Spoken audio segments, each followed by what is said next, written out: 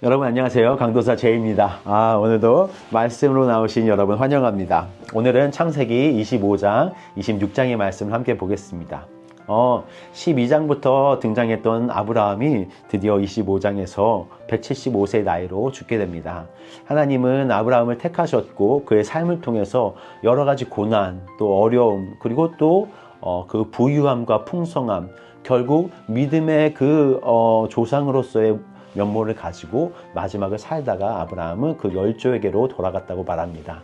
여러분, 사실 아브라함은 하나님께서 약속해 주신 모든 것을 다 보고 죽지는 못했어요.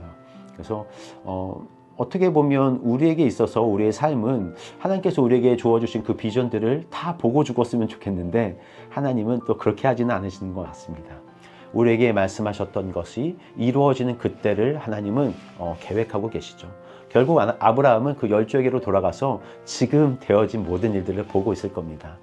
그를 통해서 천하 만민이 복을 얻는다는 그 하나님의 말씀이 진짜로 예수 그리스도를 통해서 이 땅에 그리고 지금 우리에게 임한 것을 아브라함은 너무 즐겁게 보고 있겠죠. 여러분, 여러분의 삶이 그렇습니다. 지금 우리의 삶이 어렵고 힘들지만 우리에게 감사한 게 뭐예요? 하나님께서 우리의 지금 삶을 축복하고 계신다는 겁니다. 너를 통해 내가 이 모든 entire world의 이 히스토리에 너를 나의 한 파트로 만들었다는 거. 내 삶이 얼마를 갈지 모르겠지만 내가 살아있는 동안에 하나님의 일을 하면서 하나님의 그 플랜 가운데 내가 이 짧게나마 이 작게나마 하나님의 일에 동참할 수 있다는 것은 너무나 큰 은혜인 것 같습니다. 결국 우리가 우리 열조에게로 돌아갔을 때 하나님, 내가 이 일을 잘 감당하고 왔습니다 라고 말할 수 있는 우리 삶이 되면 참 좋을 것 같아요. 그래서 25장에서는 여러 가지 후예들이 나옵니다. 이스마엘과 이삭이 이제 우리가 두 아들이 메인 아브라함의 아들이지만 사실은 다른 아들들도 있었다는 것이 나와요. 그래서 거기에선 미디안이라는 나라가 나오는데 그 족속이 나중에 출애굽할 때 이스라엘 자손들을 괴롭히는 한 나라입니다. 그래서 그것을 이 책을 읽고 있는 이 이스라엘 백성들에게 나타내주기 위해서 이 후처와 그리고 그 자손들에 대해서 나오고 그리고 이스마엘의 후예에 대해서도 나오는데 대조되는 것은 아브라함은 그 열조에게로 돌아갔지만 이스마엘은 17절에 보면 자기 백성에게 돌아갔다고 합니다. 우리의 끝이 과연 천국일까 지옥일까? 우리의 마지막은 과연 하나님의 품일까 아니면 영원한 죄된 곳일까? 우리가 그 마지막을 생각하는 사람, 그런 인생을 살았으면 좋겠습니다. 그리고 이삭의 아들들 두 명이 태어나죠. 에서와 야곱이 태어납니다. 이 두 쌍둥이를 태어나는데 중요한 것은 여기서 리브가가 하나님 앞에 기도했다는 것입니다. 리브가는 24절에서 보면 강단 있는 여자였어요. 그 종을 따라 아브라함의 종을 따라 강단 있게 그래요, 내가 하나님의 말씀을 따라가겠습니다. 하나님께서 나를 이끄시는 대로 갈 것입니다 라는 그 믿음을 갖고 그 종을 따라 바로 이삭의 아내가 되는 거죠. 그리고 여기서는 같이 기도합니다. 하나님, 내 뱃속에 있는 아이들이 지금 싸우고 있는 것 같아요. 하나님 알려주십시오. 기도했을 때 하나님이 직접 리브가에게 말씀하세요. 네 태중에 두 아이가 있다. 그 두 아이가 서로 싸울 건데 둘째가 첫째를 이길 것이고 첫째가 둘째를 섬길 것이다. 그런 하나님의 예언적인 말씀을 여기서 하게 됩니다. 그래서 결국 진짜로 이 일들이 우리가 이 미래에 보게 되는 일들이죠. 하나님은 여기서 보면 이제 이 내용이 23절에 나오는데 우리 태중에서부터 하나님은 우리를 알고 계셨습니다. 우리의 처음과 마지막, 하나님의 플랜 가운데 나를 어떻게 사용하실지, 나를 어떻게 이끄실지. 저희 교회에도 지금 출산한 아이가 있고 또 태중에 있는 아이가 있는데 여러분 걱정하지 마십시오. 염려할 것이 없는 것은 하나님이 이 모든 시작과 끝을 정해 놓으셨다는 겁니다. 우리는 어떻게 될지 알지 못하지만 하나님의 그 계획 속에 이 모든 것은 진행되고 있고 하나님의 그 모든 사랑과 그 모든 관심과 이 모든 진행의 순간들을 하나님께서 주목하고 계시고 그에 대한 하나님의 모든 계획들을 이루시기 위해 여러분을 사용하시고 저를 사용하시고 우리 교회를 사용하시고 이 나라를 사용할 것입니다. 그래서 에서와 야곱이 자라나고 자라나는데 좀 안타까운 사건들이 있죠. 바로 이삭과 리브가가 이 아들들을 편애했다는 겁니다. 이삭은 에서를 좋아하고 리브가는 야곱을 좋아하는 일이 일어납니다. 이게 좀 안타까운 일인 것 같아요. 우리가 우리 부모에게서 어떠한 영향을 받는지가 너무 중요하고, 그래서 우리가 좋은 부모가 되어야 되는 겁니다. 저도 좋은 부모가 되기가 왜 이렇게 어려운지 모르겠어요. 나의 화를 누르는 것, 나의 이런 가치관과 우리의 아이들을 키우는 이런 자녀관이 좀 분명히 서야 된다는 생각이 듭니다. 왜냐하면 아이들은 우리를 보고 크거든요.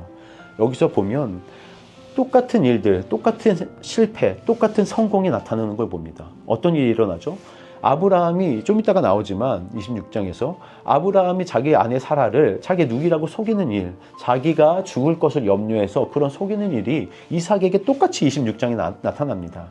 이게 너무 안타까운 사실이죠. 그런데 똑같이 이삭이 자기 아들을 편애하는 것을 그 야곱이 똑같이 본받아서 자기 아들 요셉을 편애하는 것을 우리는 또 보게 됩니다. 여러분, 어떤 것을 여러분 자녀에게 보여주고 싶으세요? 어떤 걸 남겨주고 싶으세요? 그렇죠? 우리가 성경을 보면서 배울 수 있는 것은 나의 삶을 통해서 또 아브라함의 믿음이 이삭의 믿음이 되는 거예요. 이삭의 믿음이 또 야곱의 믿음이 되는 겁니다. 훌륭한 것들은 훌륭하게 전해주고 우리의 약한 부분들은 또 약하게 전해줘요. 그러니까 우리가 무엇을 전해주느냐에 따라서 우리 아이들의 삶이 또 그것을 따라간다고 생각합니다. 그러니까 여러분 믿음의 삶을 사십시오. 여러분으로 인해서 여러분의 자녀가 분명한 축복을 받게 될 것을 저는 진짜 확신합니다. 26장입니다. 26장에서는 이게 21장, 창세기 20장, 21장이랑 연결이 돼요. 똑같은 하나님의 보호하심을 바라고 있습니다.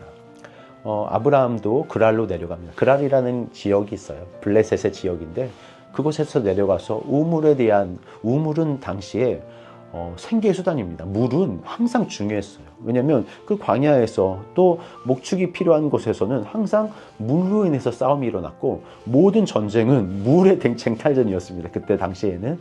그래서 블레셋 사람들과 아브라함이 우물을 갖고 다투는 일이 일어나고 이삭도 똑같아요. 우물을 파는 데마다 이삭은 하나님께서 복을 주셔서 계속 물이 나오는 겁니다. 근데 그 블레셋 사람들이 자꾸 그 우물을 빼앗고 이런 생계의 모든 상황 가운데 하나님이 어떻게 아브라함과 이삭을 보호했는지를 이 20장, 21장 그리고 26장에서 똑같은 모습으로 보여주게 됩니다.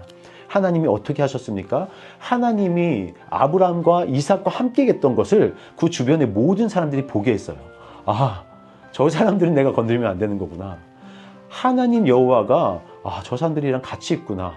내가 저들과 싸울 게 아니라 저들과 동맹을 맺어야겠구나 하는 생각들을 주변 사람들, 이 아비멜렉과 군대장관 비골이 26절에서 말하기를 내가 너를 보니까 넌 진짜 복받은 사람이구나. 안 되겠다. 내가 이제 너랑 동맹을 맺을게. 이제 서로 전쟁하지 말자. 서로 돕는 자가 되자 해서 브엘세바, 바로 우물의 계약을 맺게 됩니다.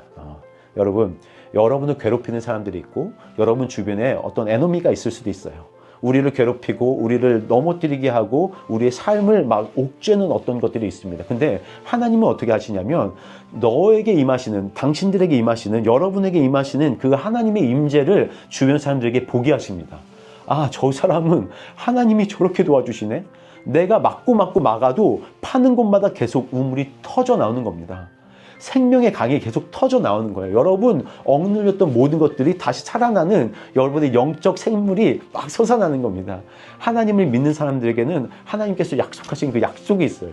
그러니까 그 약속의 그 우물들이 파여질 때, 일어날 때 여러분의 주변 사람이 그로 말미암아 여러분과 화친을 맺게 될 겁니다.